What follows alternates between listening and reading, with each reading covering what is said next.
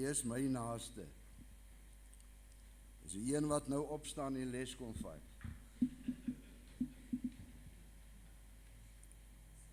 Al dan nie bly my vyand.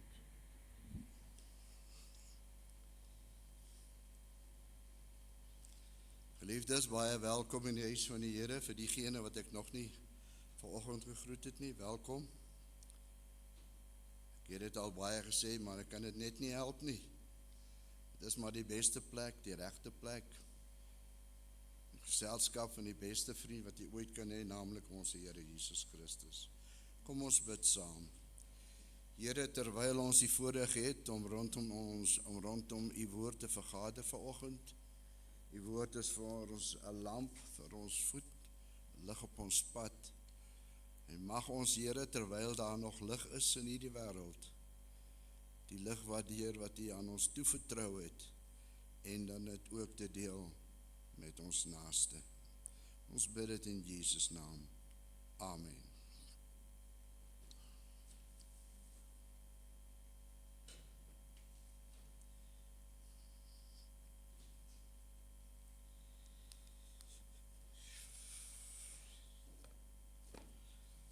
Ons is by les nommer 13, dis die laaste een van hierdie kwartaal.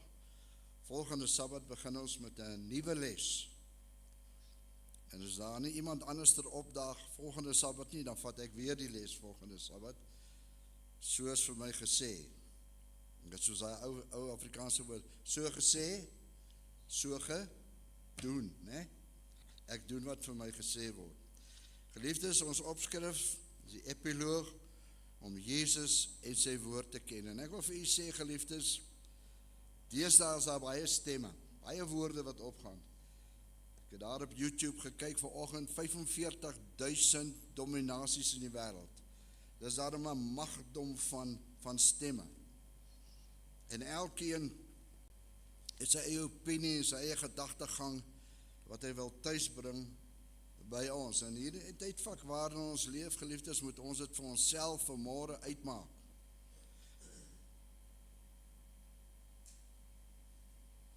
Stem van die Here. Dis al wat gaan tel in die laaste dae. En dis wat ons geheeteks ook by ons wil tuisbring.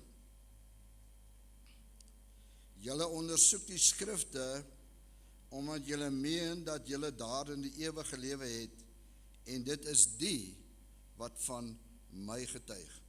My eerste vraag vanoggend is, met wie praat Jesus? Wie is hierdie julle?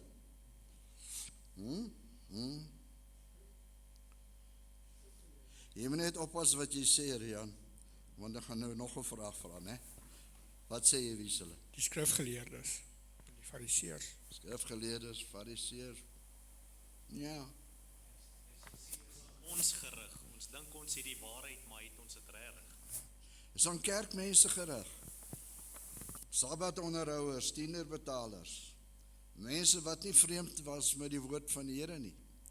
Hulle het 'n probleem gehad met die vertolking daarvan. Maar die Here praat met kerkmense by implikasie, of direk. Hy praat met kerkmense.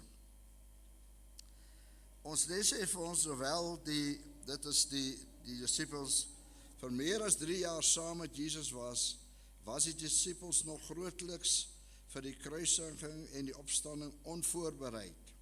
Selfs het Jesus hulle oor en oor vertel wat sou gebeur. Ongelukkig het hulle hom nie ernstig opgeneem nie. Geliefdes, miskien is dit met ons ook die geval. Neem ons die laaste dae se gebeurtenis ernstig op. Neem ons dit ernstig op. Of is dit maar op ons maar iets daar ver? Neem ons dit ernstig op. Ek wil nog byvoeg en vra, getuig ons lewens daarvan, is dit in rad met die tydvak waarin ons leef? Neem ons hierdie dinge ernstig op? Wat sê jy, leraar? Is 'n goeie vraag om te vra in die eerste plek. Ek dink die antwoord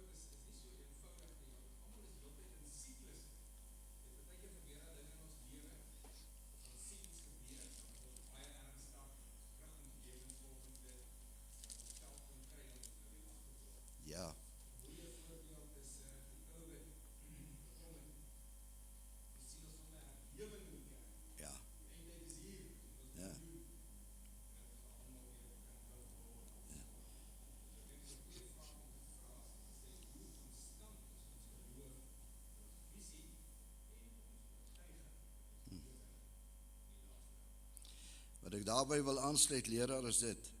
Hoe is ons gedragpatroon as ons terugkom van kampvergadering? Is heeltemal anders as wat normaalweg is, en ek praat van myself. As ek van kampvergadering teruggekom het, wil die daar toe ek nog bygewoon het, want is net nie dieselfde mens nie. Hulle het my nie Ben genoem, hulle het my sommer op my doopnaam genoem, Barend. So het ek maar stelselmatig het ek weer Ben geword. Ja, dit is wat u sê, dit is amper soos 'n wipplank godsdienst, né? Een oomblik is ek in die boesem van die see, die ander oomblik is ek in die hemel. En dit moet konstant wees, soos leraar gesê het, né? Konstante vloei. Vir my, Ben, elke een moet daai vraag alleen antwoord. Wat doen ek vir voorbereiding vir Jesus se koms in my eie lewe? Dis waar. Dis 'n persoonlike vraag. Maar ons vra dit maar van hier vooraf om ons gewetens weer 'n bietjie, kan ek sê, wakker te skud, né? Dit is iets wat ons moet vir onsself uitmaak.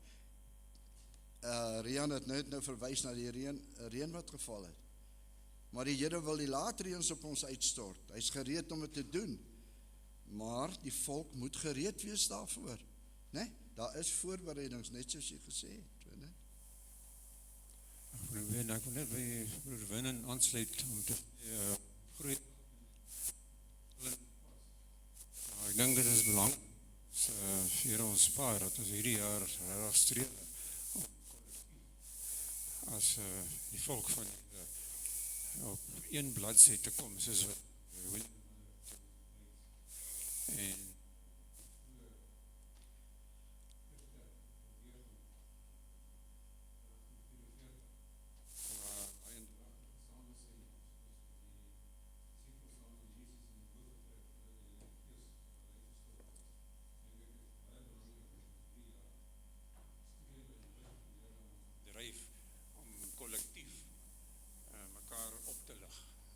buiten ons individuele groei.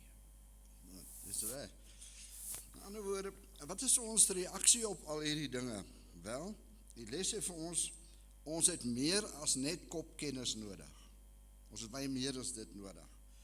Ons het nodig om Jesus beter te leer ken en van naby te leer ken.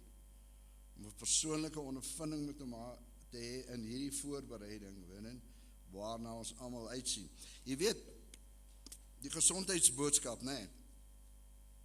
Ons kan na 'n prentjie van 'n bak vrugte kyk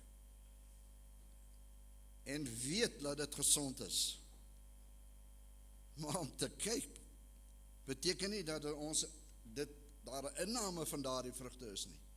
Jy moet die vrugte bekom en jy moet dit eet om die voordele daarvan te geniet. En net so is dit met ons verhouding met die Here. Nader na hom te kom. Die Here het by een geleentheid gesê, julle moet wat? Wat het hy gesê? Julle moet my liggaam? Wat het hy gesê? Kom nou. Eet, my bloed drink. Ja, hy vereenselwiging, net soos voedsel 'n deel word van ons liggaam, so moet Christus 'n deel word van ons liggaam. Nee, Pieter? Is net so, nee. Goed, kom ons gaan na Sondag se gedeelte toe. In Sondag se gedeelte het die Here nou al opgestaan en hy het deur bemiddeling van die vrouens die volgende boodskap vir die disippels gestuur. En hulle daar lees in Lukas 16 vers 7. Daarna sê hy, 16, 7. Ja, as mense ding verkeerd skryf, dan is dit nou net mooi verkeerd. Nou weet ek nie waar dit staan nie. Maar in elk geval, ek sal bief probeer uit my kop uit sê, die Here het deur bemiddeling van die vrou gesê, gaan sê vir die disippels en vir Petrus, dat ek vooruit gaan na Galilea en daar sal ek julle ontmoet. Nou vir Petrus moes dit seker, ek weet nie, dit kon vir hom musiek gewees het, om te hoor die Here sy naam noem, of daardie konfrontasie. Hy het die Here verloon. En toe hulle daar saamkom op die strand, sê die Here vir Petrus, wat het jy nou gedoen? Is dit wat hy vir hom gesê het? Wat het jy, onthou jy wat jy my aangedoen het?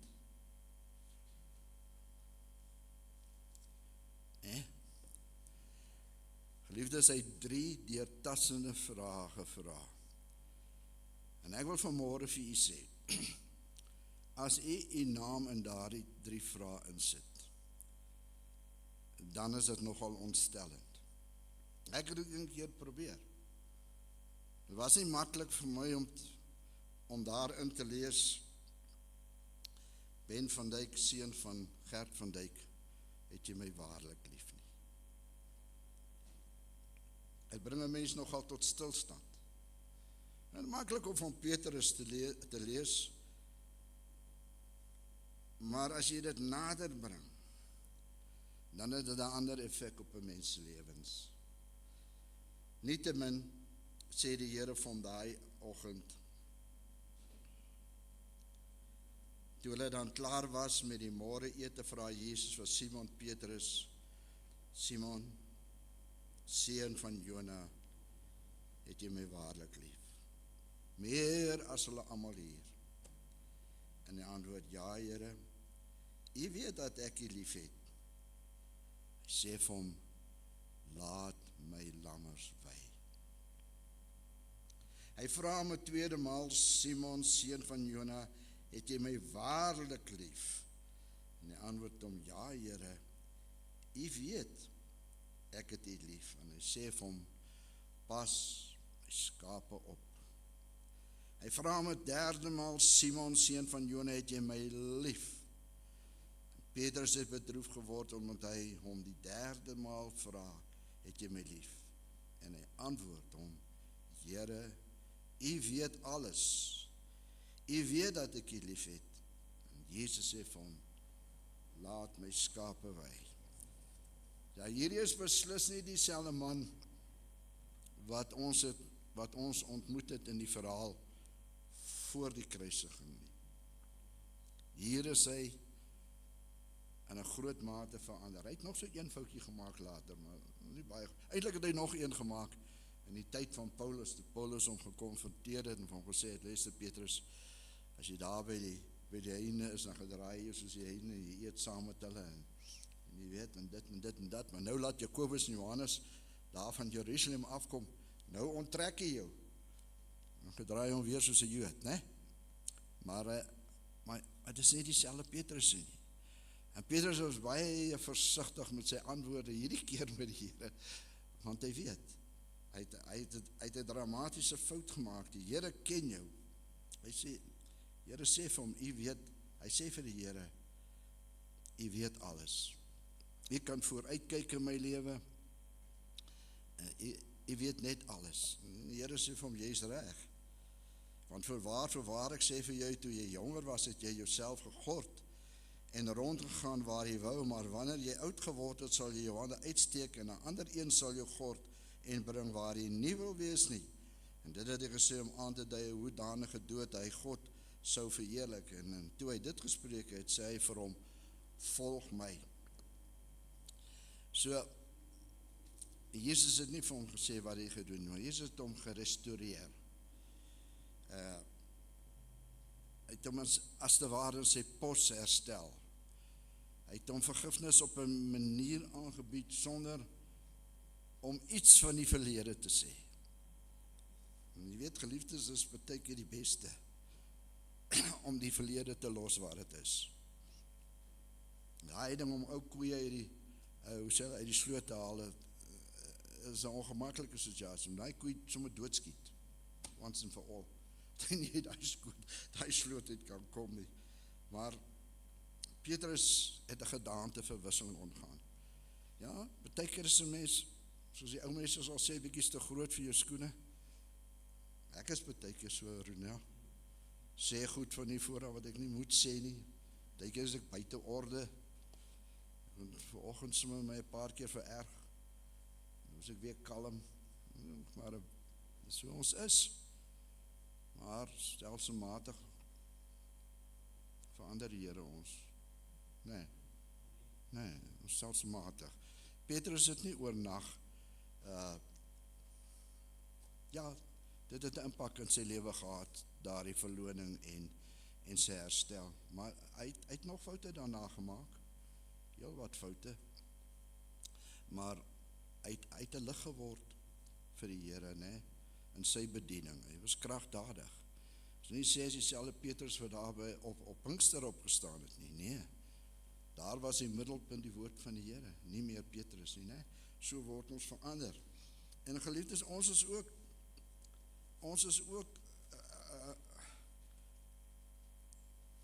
die bediening van versoening is ook aan ons toevertrou. So ek dink in Galasiërs 6 vers 2 en 3, 1. Broeders, as iemand wel deur een of ander misdaad oorval word, moet julle wat geestelik is, so een reg help met die gees van sagmoedigheid, terwyl jy op jouself let, dat jy ook nie versoek word nie, né? Dra mekaar se lastings, vervul so die wet van Christus. In ander woorde, hierdie gesindheid van Jesus moet ook in ons lewens wees. Jy weet, geliefdes, as ons nie die parallel in die les kan trek, dan beteken die les vir ons niks nie. So daardie parallelle moet daar wees. Ons is ook, die Here het ons toevertrou met versoening, met die evangelie van versoening. So dat ons wat sterk is, ek weet nie wie sterk nie. Winnen, wie sterk? Sterk, weet jy, ons is allemaal swak, nee. En ons struikel dikwels, soos die ander vriend van my daar in Potjies gesê het, 'n perd het 4 bene en hy struikel. Ons met 2 bene. Maar ons struikel, ons val en ons staan op. Ons beer voort op die weg wat die Here vir ons gebaan het. So, Petrus het 'n verandering ondergaan en dit is ook die weg wat vir ons gebaan is.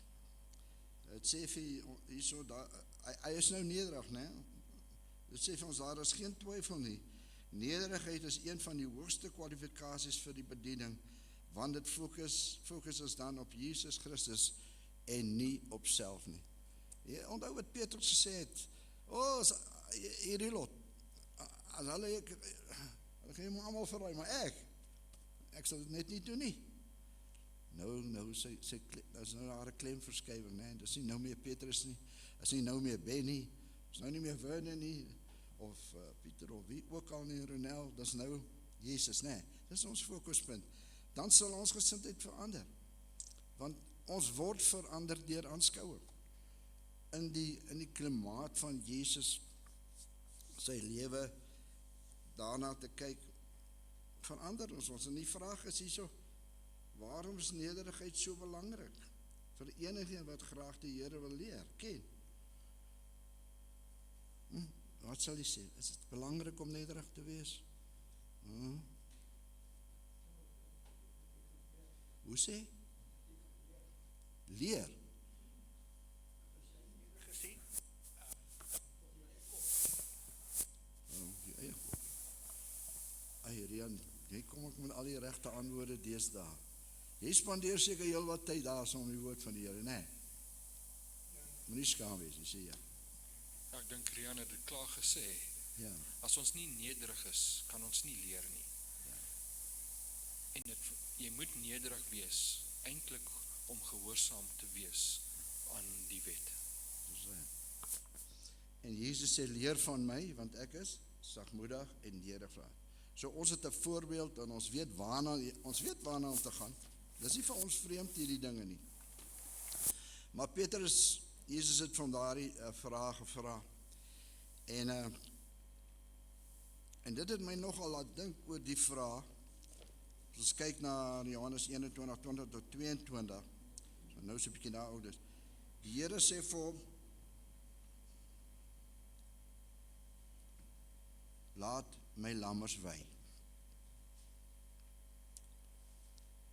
Gewonder wat beteken dit? Laat my lammers wy. Kan dit beteken dat daar Petrus, jy moet aandag gee aan die nuwelinge in die kerk? Die lammers. Hulle is mos nog lammertjies, né? Kyk na my lammertjies, die wat nuut is in die kerk, wat nog gevestig moet word in die geloof. Laat my lammers wy. Pas my skape op, is meer gevorderde mense in die kerk. Vergeet niemand nie.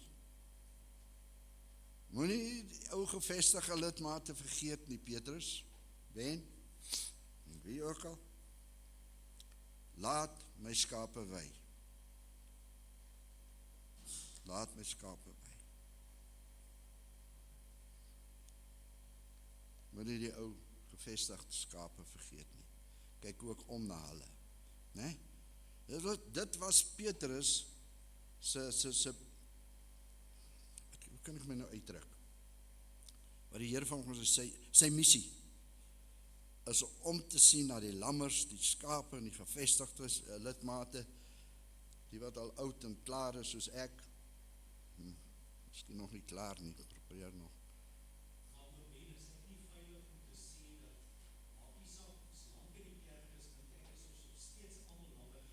Ons bly lammers, ja, in die geloof, né? Ons het veel om te leer, dis waar. Maar tog is daar is nuwe mense wat uitkom, die lammertjies wat jonk is, né? En die Here sê vir Petrus, jy moet hierdie wat sê hy vir hulle? Hy moet hulle laat wy, né? Na waters waar rus is. Die jonge, die wat pas in die kerk kom, aandag gee aan hulle. Die gevestig is, ons bly maar kinders. Hoe sê is dit Langenhoven wat gesê het, al die mans daarna groot, bly maar babas tot hulle dood. Ons bly maar kinders, né? So, hy het sy opdrag gegee, maar nou vra hy vir die Here toe hy omkyk, en hy besef, omkyk is 'n gevaarlike ding. Dink aan Lot, né? Hy was sommer 'n soutpilaar. Moenie omkyk nie. Hy wat sy hand aan die ploeg geslaat het en terugkyk is my nie waardig nie, sê die Here. Kyk jy, volg my, sê vir dinges. Hy sê, maar Petrus het omgedraai en die disipels sien vol vir wie Jesus lief gehad het. Die een wat by die maaltyd die bors geval het en gesê het, Here, wie is u verraaier? En toe Petrus hom sien vra hy vir Jesus, Here, maar wat vir hom? Is amper wel, ons sal in die moderne tyd, nee, Jan vir hom sê, mind your own business, is dit nie? Ja, mind your own business, jy weet. Maar die Here is nou 'n gentleman, en ek het veel om te leer, om nog 'n gentleman te wees, maar die ding is, die Here het klaar sy bediening vir Petrus gegee, om na die skape om te kyk, en hulle te laat wy en te voedsel te gee, en Johannes het 'n ander bediening gehad. Dis nie nodig om weet, bemoeisiek te wees, om nou te weet nou wat van hom nie. En die Here sê vir my, volg jy my, as ek wil hê dat hy moet bly totdat ek kom, wat gaan dit jou aan? Volg jy my? Mind your own business as te ware, nee. Fokus op my, volg my. En wat wil ek nog sê? Volg my. Kom, help my 'n bietjie, ek wou iets gesê, ek het vergeet. Ja, Petrus het 'n ander bediening gehad, hè. Volg jy my? Dis wat ek eintlik wil sê, die gedagte om op Jesus te fokus, in plaas van op 'n ander, is 'n kragtige leidraad vir die res van hierdie week se les. Jesus en Jesus alleen is ons verlosser. Dis onvermydelik dat mense jou gaan teleurstel, soos in die geval nou wat ons nou gelees het van Petrus, né? Miskien jou seer sal maak. Die waarhede van disse donderdag bedek word, sal by hierdie temas om die woord van God te verstaan aansluit, met die doel om Jesus te ken en hom te volg, want hy alleen moet ons meester en gids wees, afgesien van die hulp, raad en leiding wat ander mense ons mag gee. Die vraag is, hoe dikwels het ander mense na wie jy dalk opgesien het, jou teleurgestel?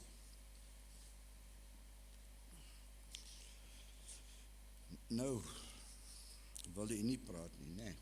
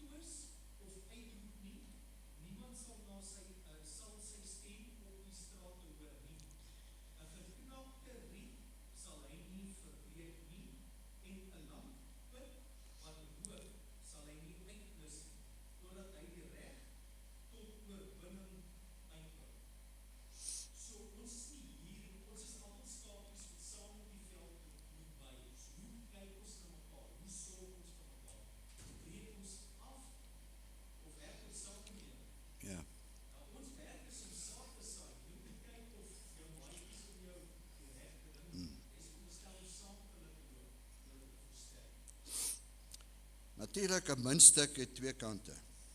En dis 'n ding wat 'n mens nou nie altyd wil lekker wil verstaan nie, en dit is dat die een kant is daar mense wat jou teleurgestel het. Ek het nou nog nie daai ondervinding gehad nie. Miskien effentjies, maar nie dramaties nie. Maar daar is aan die ander kant van die saak is, jy het ook mense dalk teleurgestel, wetend of onwetend, nee. So, moet dit maar in gedagte hou. As ons kyk hoe Jesus Petrus hanteer het, kyk, in al die verhale in die Bybel is dit seker een van die mees teleurstellende verhale wat daar is. Ons daarom nie dit van Petrus verwag nie, maar hy het dit gedoen. Maar die Here het hom vergifnis, hy het hom herstel en hy het hom 'n sending gegee. So, hou maar die oë op Jesus. Leer van my, want ek is sagmoedig en nederig van hart. Nee. Dit gaan iets van ons verg. Dit gaan kos dat ons self moet kruisig. Nee. Dit is nie altyd maklik nie. Dit is nie altyd maklik nie. Ek weet nie, miskien vind u dit maklik. Ek weet nie. Huh? Waarom? Moeilik. Dit is moeilik, maar dit is moontlik. Nee, die verwagtinge wat die Here van ons koester, is nie bo ons vuurmaakplek nie. Dis alles moontlikhede, nee, wat in staat stellende moontlikhede. Ons kan daarby verbykom. En so. Nog iets, leraar? Nee.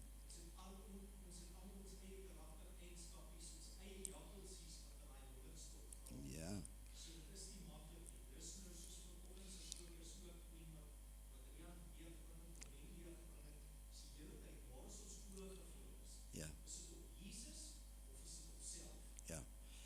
Ja, dit is maar die klein jakkeltjies wat die skade aanrig.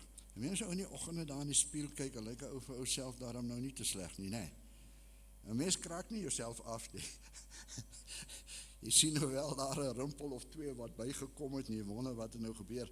Maar jy skryf dit maar toe aan die manier wat jy geslaap het, die kussing het jy nou maar hierdie plooi gedruk vanoggend, môreoggend is dit weg. Maar dit is so, mens dink dan nie sleg van jouself nie, nee. Nie te sleg nie. Ja, ons fokuspunt, nee. Moeilik. Goed, ons moet aanskap die tyd, ons vyand tyd. Dinsdag gaan oor lig en duisternis. Nou hier's 'n klomp verse wat gaan oor lig, en ek het dit so saamgevat, anders te gaan tyd ons inhaal. In 1 Johannes 1 vers 5 sê dat God is lig en daar's geen duisternis in hom nie. Dit moet ons regtig verstaan. Duisternis kan nie die lig oorweldig nie. Johannes 3, 19 tot 20. Jesus hou 'n keuse aan ons voor as die lig. Dis eider die lig, liefde vir die lig, of 'n liefde vir die duisternis. In Johannes 5 sê dit dat die lig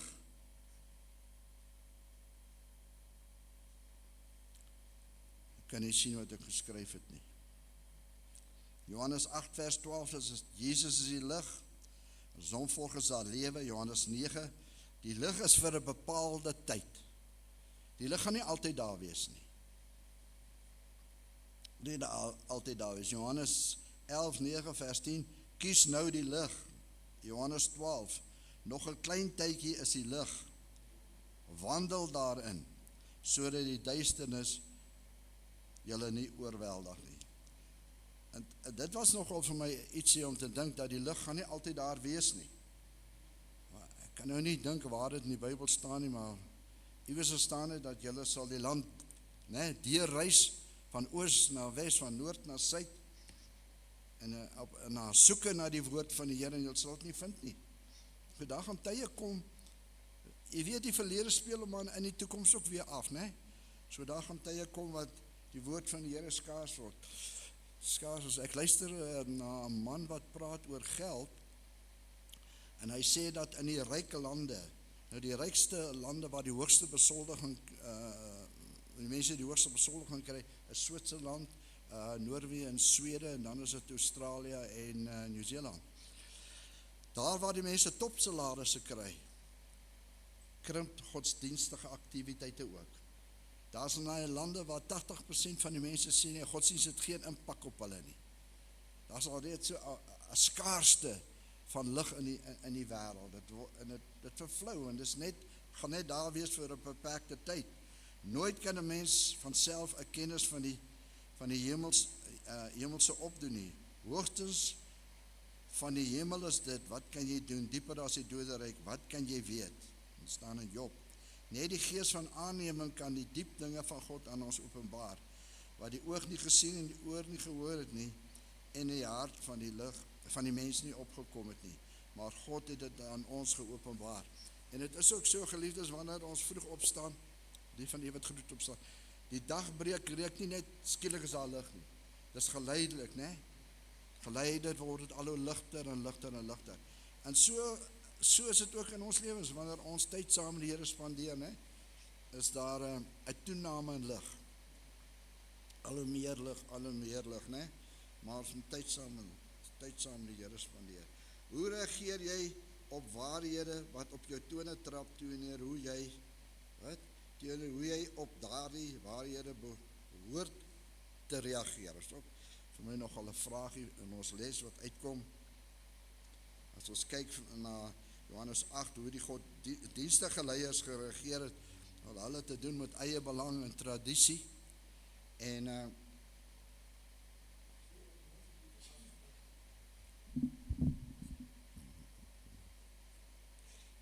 hoe reageer ons? Ek dink byvoorbeeld aan die gees van profesie.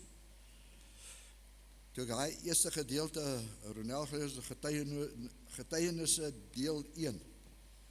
Ek het net so 4-5 bladsye gelees, as ek nee, hierdie is te swaar vir my. Ek kan nie hierdie goed doen nie. So, hoe reageer ons, jy weet, op hierdie dinge van? En veral die gesondheidsboodskap. Laas week het Jan gepraat oor verslawing, en Jan is nog steeds lief vir 'n hamburger en chips en daai gebraaide eie. Ons weet, dis nie gesond nie. Nee? Hoe reageer ons op hierdie waarhede, nee?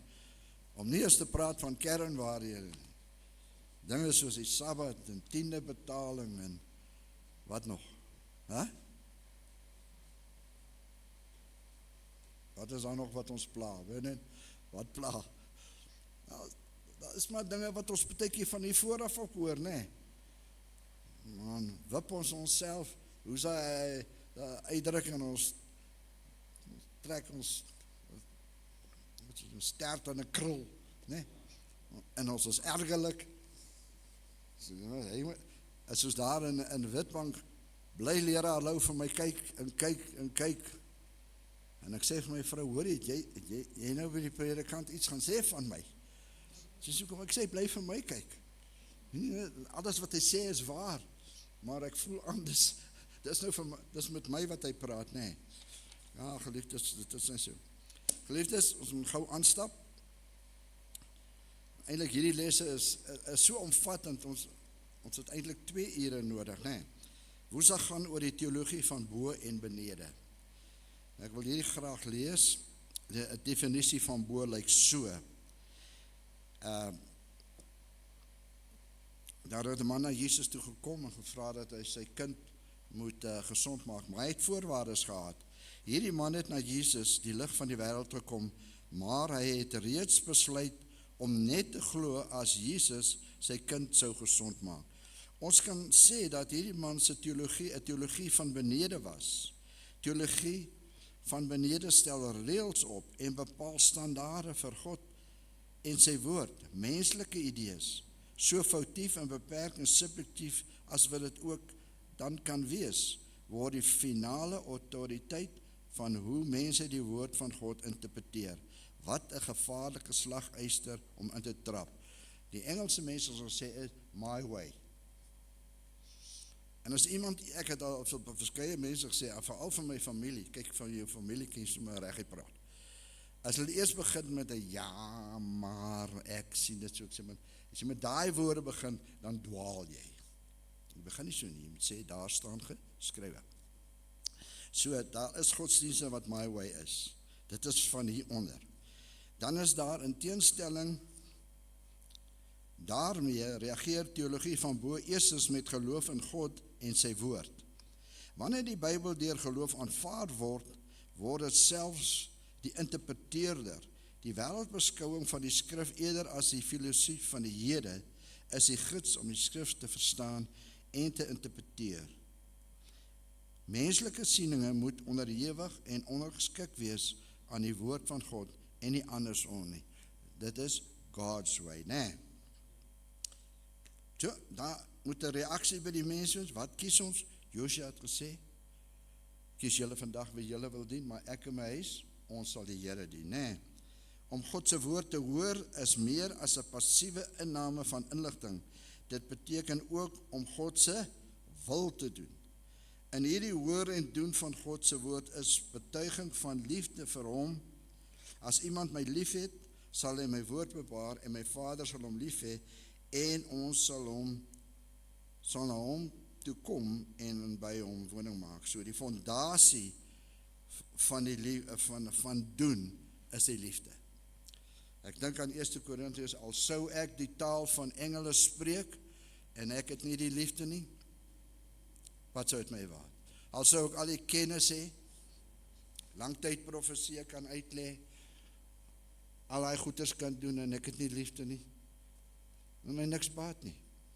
Die liefde is lankmoedig, liefde is nie opgeblaas nie, liefde is vriendelik, soek nie sy eie belang nie, ons is nie bly saam met ongeregtigheid nie, ons bly saam met die waarheid, hoop alles, glo alles, verdra alles. Dis daar 'n uitdaging, né? Die hoop kan nog gaan, maar daai leraar, daai verdra alles, né? Dit verg iets van ons, né? Dit verg iets van ons. Liefdes, ons moet afsluit, tyd het ons ingehaal. En